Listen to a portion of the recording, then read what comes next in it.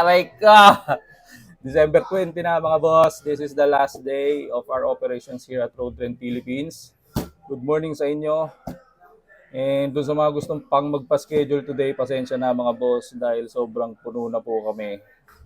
And kung gusto nyo pong magpa-schedule po sa Road Trend, January 3 onwards, available na po yung ating mga slots for reservations. So PM lang po kayo dito sa aming page sa Facebook.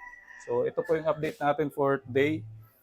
Morning schedule clients, Mitsubishi Expander, Honda Civic RS Turbo, Honda Brio. Yan. Tapos dito sa labas, meron pa tayong Toyota Fortuner, tsaka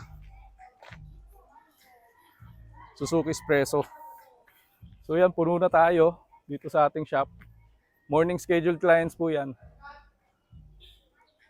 Yan, morning scheduled clients po yan. Doon sa mga magpapaschedule po sa ating shop dito sa Road Trend Philippines, we advise that you schedule ahead of time kasi ang mga available slots na lang natin is on January 3.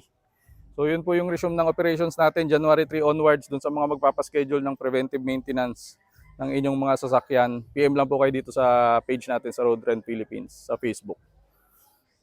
Peace out!